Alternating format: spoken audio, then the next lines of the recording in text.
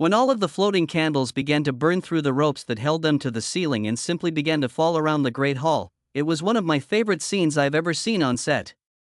The Harry Potter novels and movies have captivated fans for over 20 years, leading to countless rewatches, discussions, and hypotheses. Every frame and page has been examined by devoted enthusiasts, confident that they had discovered every nuanced element and secret meaning. However, other facts remained hidden, nuanced moments and revelations that were only revealed later by directorial commentary, candid cast interviews, or even J.K. Rowling herself. These disclosures were the underappreciated masterworks rather than the blatant Easter eggs or plot twists that fans proudly discovered. Behind-the-scenes tales and imaginative choices that changed the perception of the wizarding world. Join us now as we walk you through some of the cast members' revelations that, despite the passage of time, most fans were still unable to understand, demonstrating that the magic is still surprising. How the boy who lived took over the world. Harry Potter mania. In June 1997, Harry Potter and the Philosopher's Stone made its debut on UK bookstore shelves. It appeared to be just another children's fantasy book. Only 500 hardback copies were printed in the first run, and many of them were sent directly to libraries. The Potter Collector Library's English Harry Potter volumes are all stored in an unidentified location. But in a few months, knowledge of this little book about an orphan boy who found out he was a wizard started to spread, causing a ripple that soon became a tidal wave.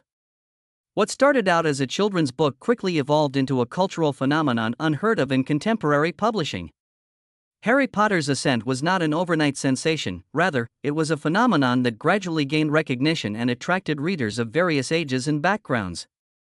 The series had evolved into more than just a book collection by the year 2000. There was a movement, an identity, as well as the first memorable reading experience for many kids.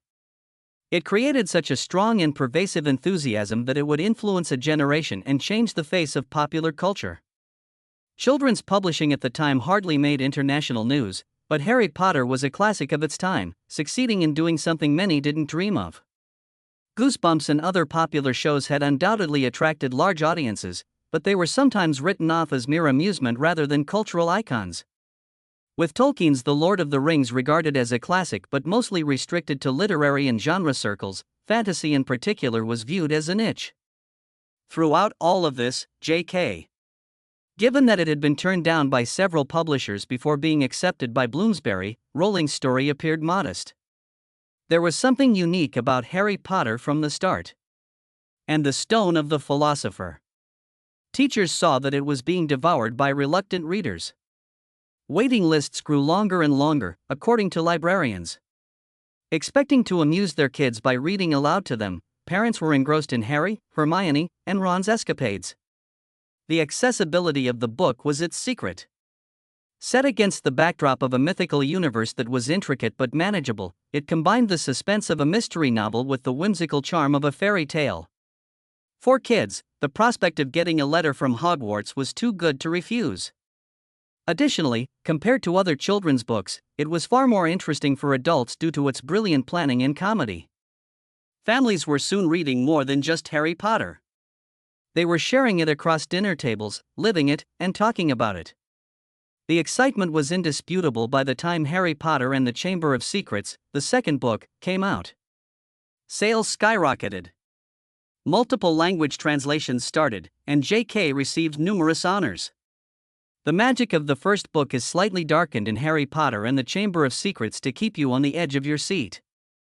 The third novel, Prisoner of Azkaban, solidified the series' standing as a publishing success and a potential cultural phenomenon.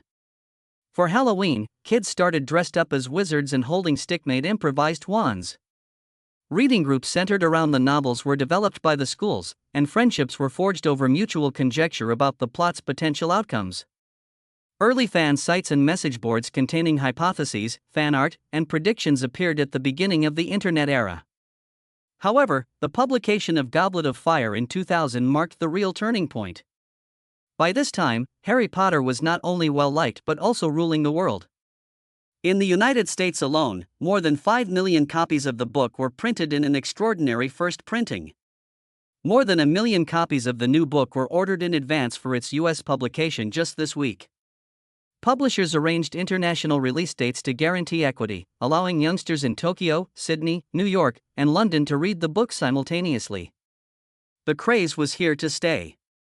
The midnight book releases were perhaps the most obvious indication of how widespread Harry Potter fandom was. Fans lined up hours in advance to be among the first to get their hands on the latest edition, sometimes in full costume, at elaborate events held by bookstores throughout the world. It felt less like a book release and more like a rock performance. Parents donned wizard hats, kids brandished wands, and local communities temporarily converted their neighborhood bookshops into miniature Hogwarts. Not only young people were enamored by Potter. Grandparents, instructors, and even parents joined the queue. While several acknowledged slipping chapters ahead while the kids were asleep, others read the books with their kids. The renowned Harry Potter. It's impossible to visit a bookstore without being featured on the top page. In a society where reading was frequently viewed as a solitary pastime, Harry Potter transformed book launches into communal cultural events. Families might enjoy the novels together because of their appeal to a wide range of age groups. With Harry, Hermione, and Ron, parents who had grown up on Tolkien or Roald Dahl now found themselves connecting with their children. Suddenly, literary fiction-focused book groups were turning their sessions to Harry Potter. Scholars discussed the series' ethical and intellectual foundations, and newspapers ran editorials examining its meaning. Even if you didn't read the novels at the time, you were at least familiar with Quidditch, could identify Harry's lightning bolt scar, and knew the names of the Hogwarts houses. Unquestionably, the book was a hit, and it was time to offer the characters more than just pages description. Hogwarts magic brought to life on screen. The globe went into overdrive when Warner Brothers acquired the picture rights to the novel. The news of a movie adaptation was both exciting and worrisome for a lot of fans. On the one hand, it promised to make Hogwarts' enchantment come to life in a way they could only have dreamed about while reading. However, the stakes were rather high. The images of Harry, Hermione, and Ron were already very intimate to millions of youngsters and adults worldwide. And they all anxiously questioned if Hollywood could adequately portray them. The casting procedure was one of the most scrutinized parts of the movie adaptation. Who would represent Harry Potter as its face? What youngster could bear the burden of a persona who, before even stepping onto the screen, had already achieved cultural fame? It was a lengthy and exhausting search. In an effort to locate players who could not only look the part but also capture the essence of J.K.'s characters, casting directors searched schools all throughout the United Kingdom. Thousands of kids tried out, but none appeared to fit the lightning-scarred hero until director Chris Columbus noticed a young Daniel Radcliffe. Massive media attention was generated by Daniel's casting. He was closely examined by the British media. Parents questioned whether a child so young could bear the pressure, while fans argued whether he looked like Harry enough.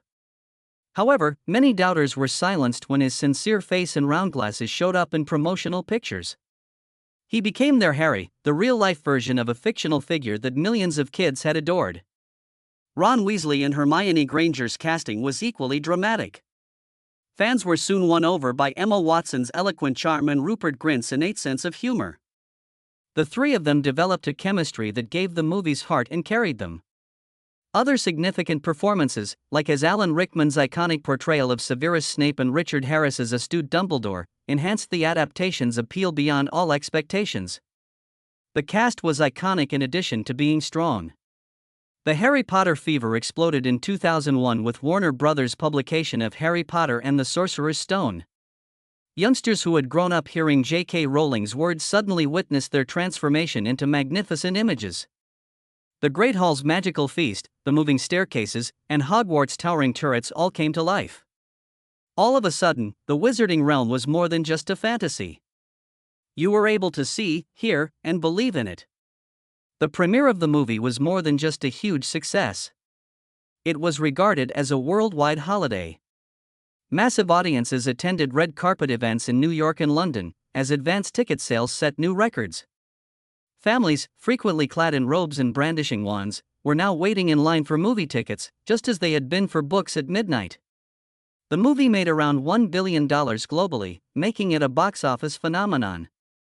More significantly, it greatly broadened the fan base beyond just readers. After viewing the movie, kids who hadn't even picked up the books or weren't big readers at all were soon caught up in the frenzy. The Harry Potter story had evolved into a cultural phenomenon and was no longer limited to libraries and bedrooms. The excitement that had started with the books was heightened with each new movie's premiere, which became a significant media event.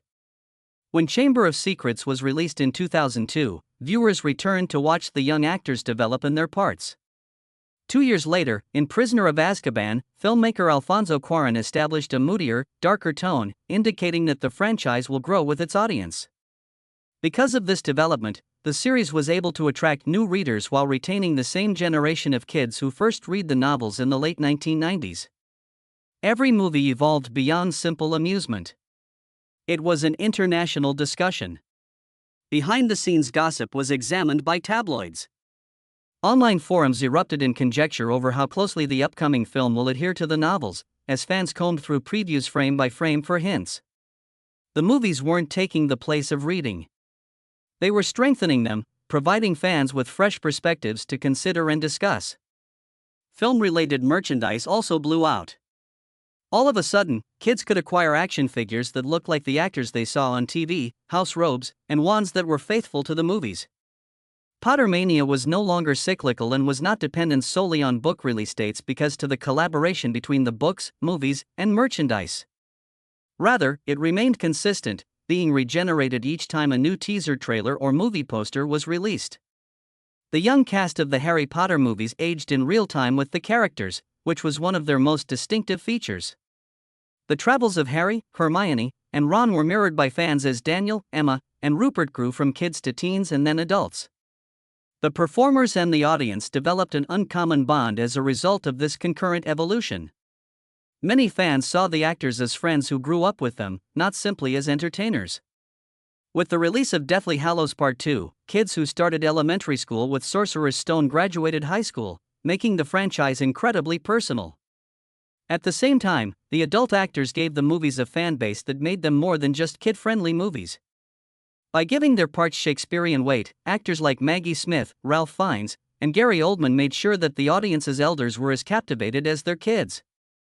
The balance struck by the combination of new, up-and-coming performers and seasoned pros kept the franchise credible for 10 years. The actors themselves rose to fame on a global scale. Their faces are immediately recognizable everywhere. Every release resulted in bigger premieres, longer lineups at theaters, and higher global box office records. Numerous things were going on behind the scenes, including casting choices, on-set dynamics, creative decisions, and even Easter eggs that would only be disclosed later, while audiences were enthralled with what they saw on screen. Cast members' secrets. Something they never witnessed on film. From Harry's first visit to Diagon Alley to the last battle at Hogwarts, audiences throughout the world were enthralled with the Harry Potter books and movies. Millions of people were engrossed in the enchantment on screen, yet innumerable details were taking place behind their backs. Unplanned situations, nuanced acting decisions, and backstage tales that weren't revealed until years later, when the actors started to distribute them. These discoveries, which were frequently missed during the original craze, have subsequently grown to be priceless insights for moviegoers who are watching the films again with new eyes. The number of memorable scenes that weren't in the original script is among the cast's most startling admissions. Daniel Radcliffe once acknowledged that Harry's peculiarities, like his propensity to shove his glasses high on his nose, were more a result of need than of choice.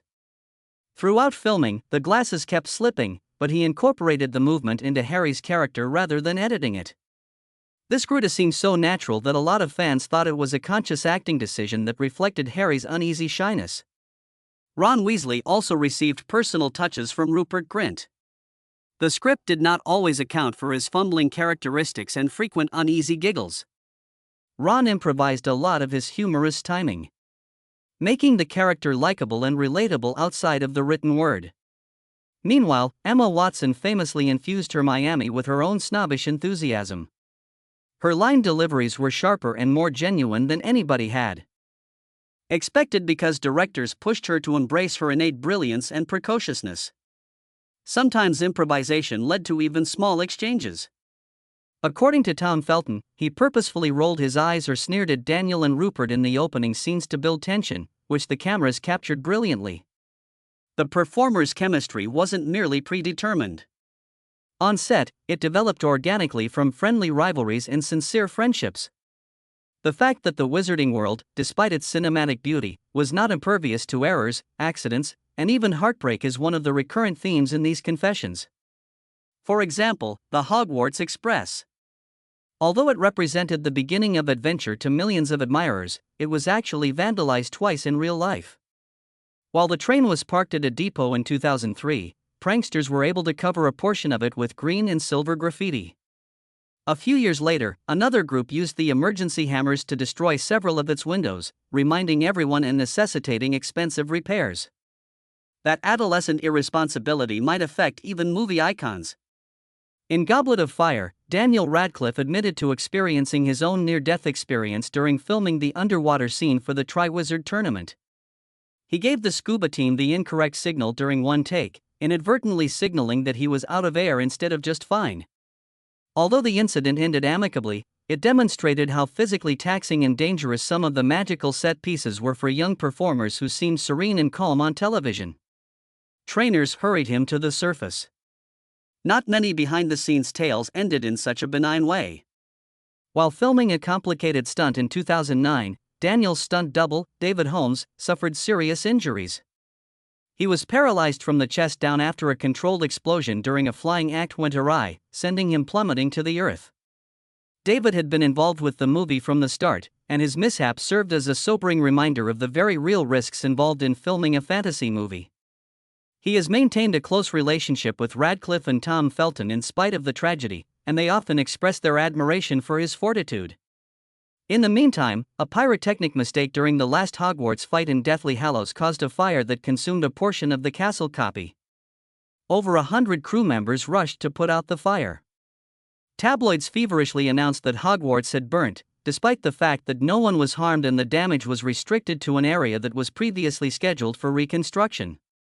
Although it felt uncannily appropriate considering the devastation they were supposed to be staging, the team saw it as just another day in the unpredictable world of filmmaking.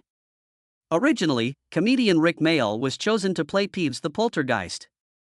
However, his acting was so hilariously entertaining that the young actors found it impossible to maintain composure when he was on site.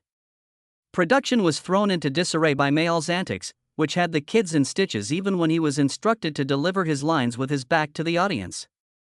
In the end, Peeves' sequences were removed, therefore he didn't appear in the finished movies. Fans continue to conjecture, however, about what would have happened if his energy had been included. Unplanned moments can sometimes be the most unforgettable. Emma Watson was meant to give Hermione a gentle slap during the legendary Prisoner of Azkaban altercation in which she lashes out at Draco. Instead, she punched Tom Felton in the face, maybe due to the scene's intensity. Later, Tom joked that her hook was very forceful and acknowledged that the sudden hit had shaken him. Subsequently acknowledged having a unique friendship while filming. Revealed that, contrary to what many had assumed at the time, she had a childhood love on Tom.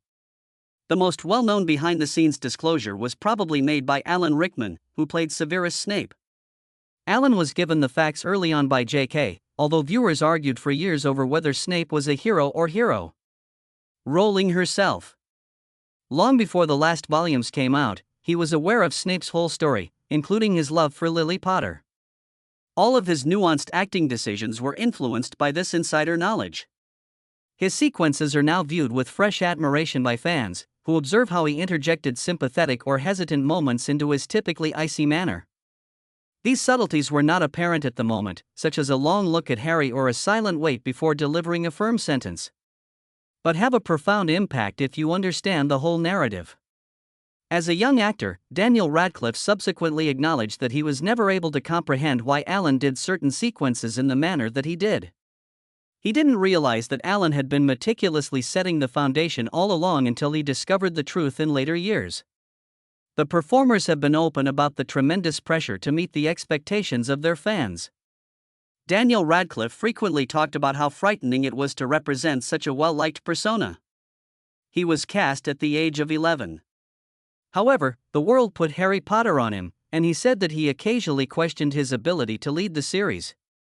Emma Watson disclosed that she was under a great deal of pressure to be like Hermione, a heroine who had already gained millions of young readers' admiration. She was always concerned about her suitability for the role. Her portrayal was even more genuine because, ironically, her perfectionism reflected Hermione's. Rupert Grint acknowledged that he frequently thought his co-stars took center stage, and he was concerned that Ron was only viewed as the humorous sidekick. He didn't appreciate Ron's emotional depth with the trio until much later, particularly in the later movies. Richard Harris, the original Dumbledore, provided Daniel Radcliffe with comedy and advice on set prior to his death in 2002. Radcliffe has spoken highly of his tutelage under Harris. The dynamic changed when Michael Gambon assumed the position, although he kept Richard's teachings in mind. Subtle behind-the-scenes adjustments were not limited to the cast, even J.K. Rowling and some of the directors inserted minor Easter eggs that contributed to the story's success, Easter eggs, and neglected details. From the start, the author and directors were constructing a web of secrets, hints, and nuances, even though the cast's behind-the-scenes confessions give the Harry Potter story heart. Audiences engrossed in the frenzy of book releases and blockbuster movies were unaware of many of these. But insiders and even J.K. have discovered them. Years later. Herself. In addition to being entertaining, the Harry Potter universe was complex and intended to reward keen readers and rereads with undiscovered layers. J.K. Rowling gained notoriety for her painstaking planning. She once acknowledged that, in order to make sure every detail would line up, she spent years planning the series and creating timelines and family trees. Because of this degree of preparation, early literature's subtle clues didn't pay off until much later. The first book is among the most notable instances. Professor Quirrell remarks in passing that Snape is well versed in counter curses and Sorcerer's Stone. Although it appears to be a minor element at the moment, it becomes evident by Deathly Hallows that Snape's proficiency with defensive spells is essential to both his character and Harry's survival. In a similar vein, Tom Riddle's diary in Chamber of Secrets presents the idea of Horcruxes long before the name is officially defined. The diary was viewed by readers at the time as just another cursed item. It wasn't until much later that JKK disclosed it as the first Horcrux Harry comes across, hinting at Voldemort's journey to immortality. She also inserted subliminal hints regarding Harry. His capacity to speak Parseltongue alluded to the piece of Voldemort's soul that was inside of him from the start. Rereading the books after the reveal reveals that the indicators were there all along, even if fans initially believed it to be just a neat magical talent. There was concealed meaning in even the smallest elements. The names Moony, Wormtail, Padfoot, and Prongs look like amusing nicknames for Harry's father and his companions, the Marauders, in Prisoner of Azkaban.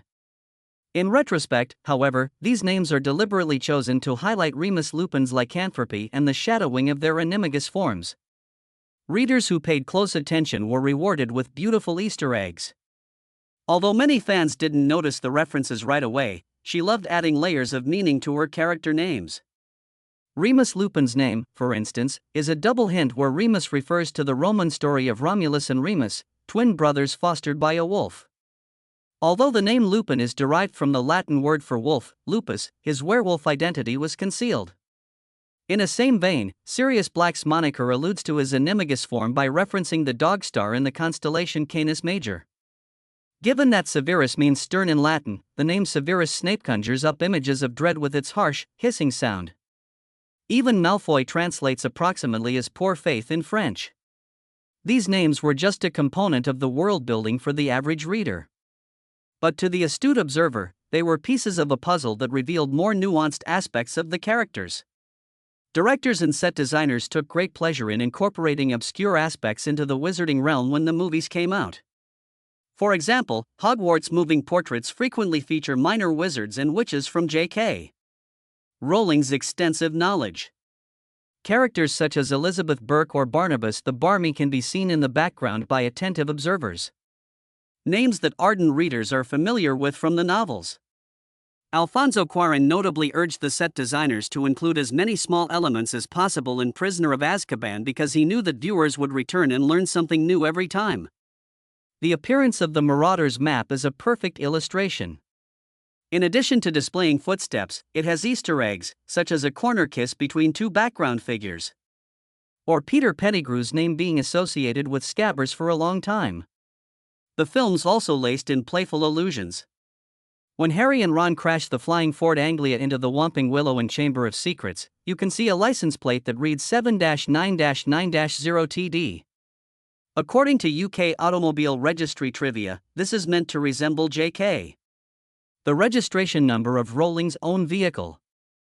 Unbeknownst to ordinary fans, it was a tease to insiders.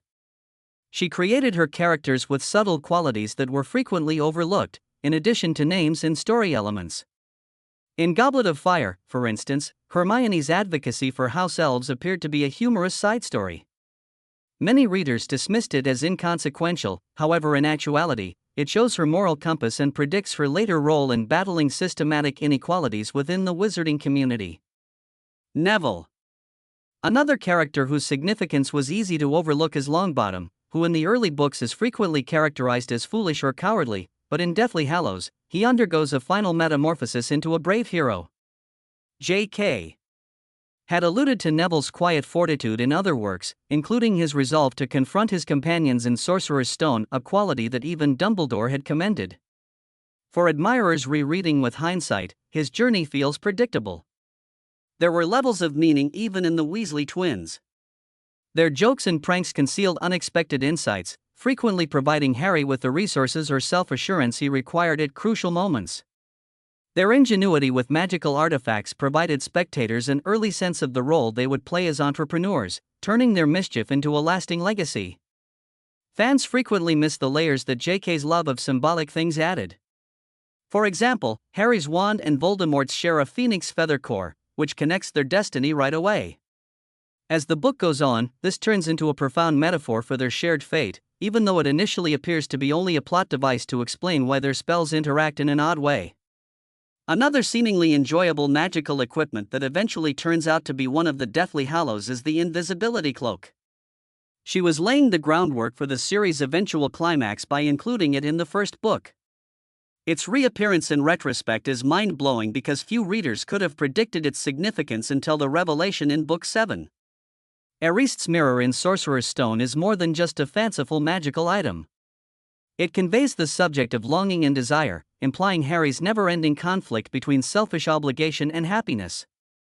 Throughout the flicks, several directors inserted their own unique Easter eggs. Chris Columbus frequently recreated situations with meticulous detail, relying mainly on fidelity to the novels. In Prisoner of Azkaban, on the other hand, Alfonso Cuarón included atmospheric nuances such as the whooping willow signifying the changing seasons. The following 4 films were directed by David Yates, who regularly employed lighting and color schemes to reflect the characters' emotional moods. These were little hints many viewers didn't consciously perceive, but felt powerfully. For instance, the bright golden glow of early Hogwarts gives way to the frigid, desaturated hues of Deathly Hallows as the book gets darker. This change may have gone unnoticed by story-engrossed viewers, but it quietly influenced their perception of the protagonist's increasing hopelessness. All things considered, Harry Potter is still a tale that has triumphed in both the literary and film realms and keeps giving fans more when they return to read or watch it again. What are your thoughts? Have you previously discovered any secret hints? Tell us in the comments section below. Thank you for viewing. Click play on the video that is currently playing on your screen to see more thrilling videos. Additionally, remember to press the bell, like, and subscribe, so that whenever a new video is released, you are informed.